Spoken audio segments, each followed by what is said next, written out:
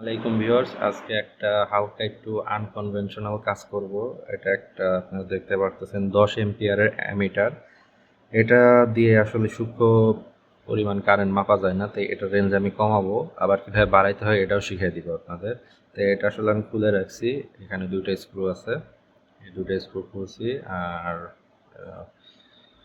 এই এটা হইলো ভিতরে ইন্টারনাল, এটা এভাবে টান দিলে খুলে আসে।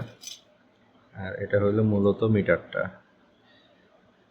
এখানে মূলত আপনার একটা চুম্বক ক্ষেত্র দিলে চুম্বক ক্ষেত্র যত শক্তিশালী হয় এটা তত বেশি আর কি ডান দিকে যায় এবং কারেন্ট শো করে।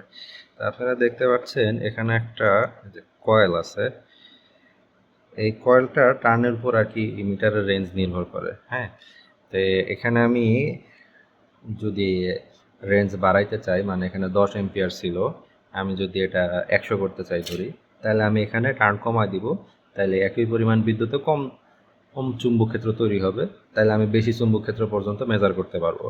আবার যদি রেঞ্জ কমাইতে চাই, ধরি এটা 10-এর জায়গায় আমি 1 করব, তাহলে আমি এখানে প্যাচ সংখ্যা বাড়াই দিব এবং তাহলে দেখা যাবে যে বেশি চুম্বক ক্ষেত্র উৎপন্ন হবে অল্প বিদ্যুতে এবং আমি ছোট সূক্ষ্ম সূক্ষ্ম কারেন্ট মেজার করতে পারবো।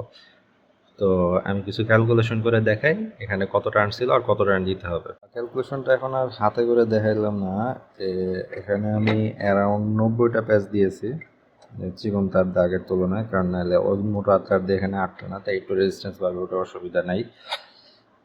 কারণ এটা মূলত আমরা এসি লাইনে মেজার করবো 220 ভোল্টে। আর ক্যালকুলেশনটা হইলো এই ট্রান্সফরমারের মতোই, আপনার আগে ছিল হইলো 10 এম্পিয়ার 9টা প্যাচে, এখন 1 এম্পিয়ারের জন্য প্যাচটা 90টা হয়ে যাবে আর কি, 10 গুণ হয়ে যাচ্ছে। মানে আপনি হিসাব করতে পারেন যে এক প্যাচে কত এম্পিয়ার, ওইভাবেও করতে পারেন, অথবা 1 এম্পিয়ারে কত প্যাচ, যেভাবে আপনার সুবিধা হয়। তো এখন প্যাচ দিয়ে দিছি, এখন টেস্ট করব।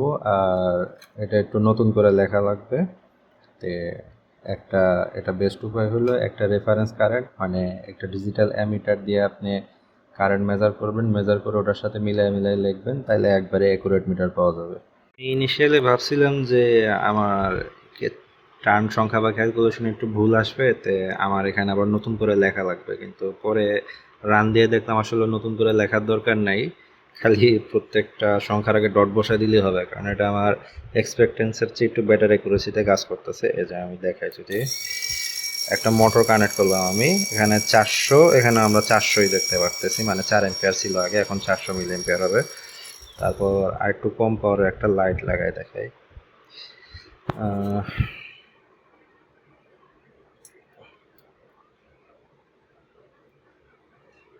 এই যে আমরা দেখতে পারছি মোটামুটি ম্যাচ করতেছে।